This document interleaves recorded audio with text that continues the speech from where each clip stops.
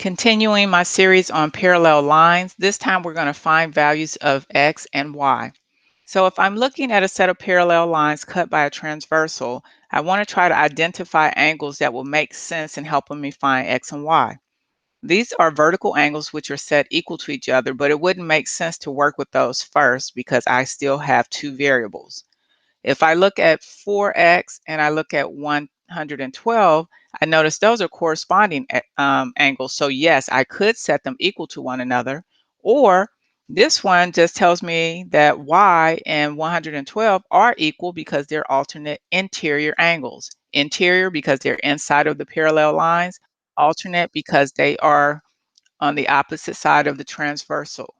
So if this side is 112, the y is also 112. So that one was pretty easy. If I understand that y is 112, we can go back to my original thought where vertical angles are congruent. So if y is 112, this angle also should be 412. But since it has an x, I'm going to set it equal to that 112.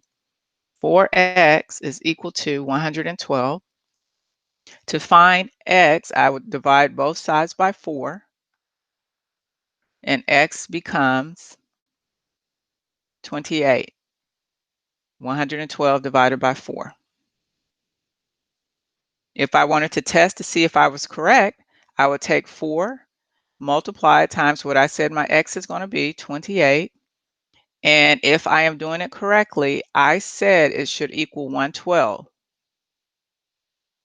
28 times 4 does in fact equal 112.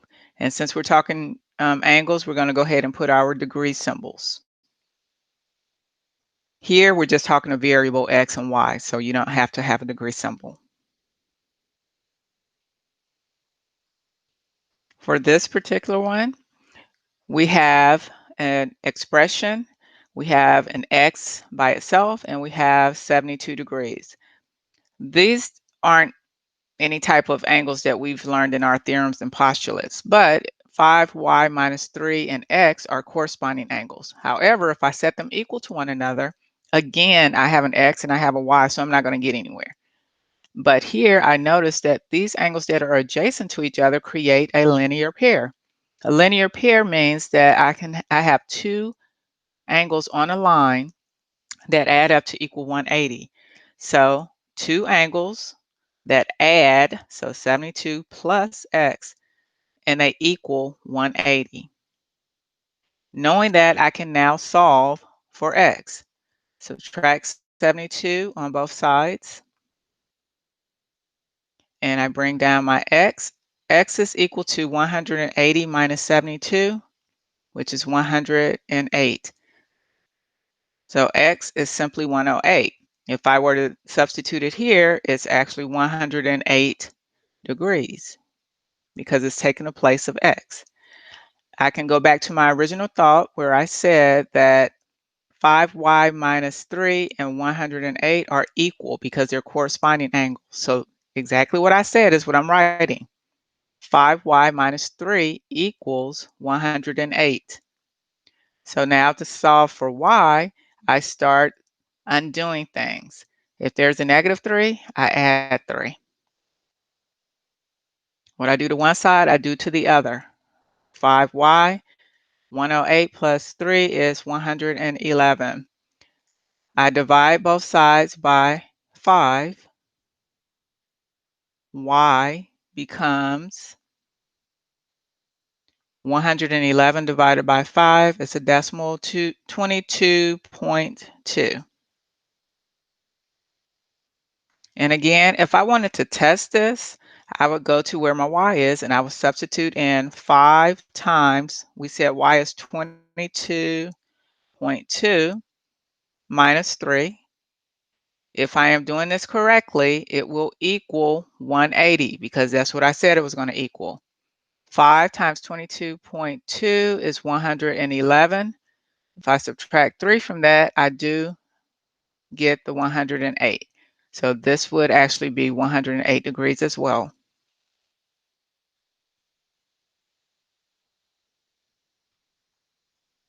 Looking at this one, ooh, the fun part. I know how much you love fractions. So I could create a linear pair. However, I have an X and I have a Y, so I wouldn't really get anywhere. If I'm looking at these angles, they're not like alternate interior or exterior or corresponding. So let's look at these angles. So if I look at those, yes, these are alternate and it's exterior because exterior means it's outside of my parallel lines. Alternate means it's on the opposite side of the transversal. Alternate exterior angles are congruent, which means the measures are equal. So that's why I'm going to set it up as 1/2 y is equal to 110. To get rid of a fraction, you do the reciprocal. So 1/2 becomes 2/1. Reciprocal just simply flips the numerator and the denominator. What I do to one side, I do to the other. And then that goes away. So I'm left with just y equals 110 times 2. I don't have to worry about dividing by 1. It's simply 220. So y is 220. If I wanted to substitute that in here, 1/2 of 220 leads me back to 110. And that's useful to know because now I can solve for x because I have created a linear pair. A linear pair means that I add those two angles together and set it equal to 180. 4x plus 20 is one angle, plus 110 is the other angle, and I set it equal to 180. On this side, I have two numbers that I can combine before I start moving things over. So 4x, 20 plus 110 is 130. Now, once I get to this point, I can start trying to move the numbers over. So subtract 130 on this side, subtract 130 on this side. I end up with 4x equals 180 minus 130, which is 50. Divide both sides by this 4. And my x is 50 divided by 4, which is 12.5. So again, if I'm actually trying to double check my work, what I would do is I would substitute the information in. So for this one, 4 times 12.5 plus 20.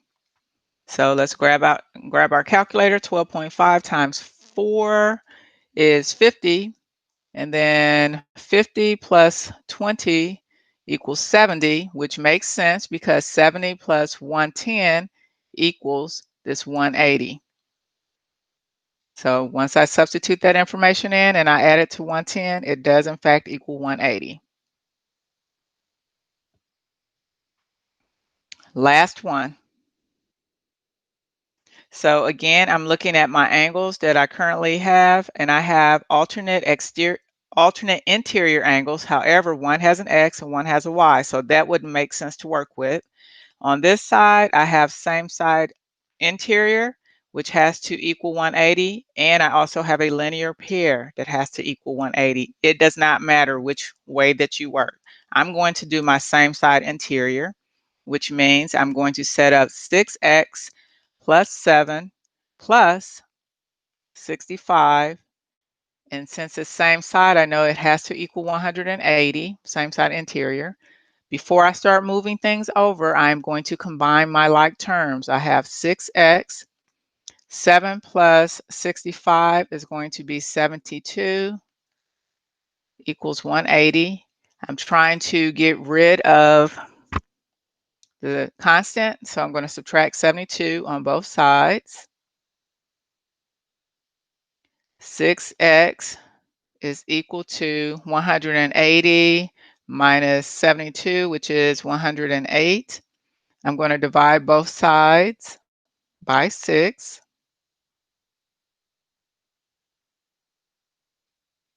X is 108 divided by 6, which is 18. Yes, that's right. Okay, 18. Substitute that back in if I wanted to verify that that is in fact correct. So 6 times 18 plus 7. Again, if I did 6 times 18, that is 108 plus 7 is 115. So if this is 115 and this is 65, when I add them together, they should equal 180, and they do. So I know this is correct, 115 degrees. Okay, now if I wanted to find y, I can do it again either way. I can add those two and set it equal to 180, or I can say, well, these are alternate interior angles, and if this is 115, this one is also 115. So now I would just actually do my math, and I'm going to do the alternate interior. 6x, nope, I'm not going to use 6x, it's 115 now, so let me change that. I'm going to go with the 115.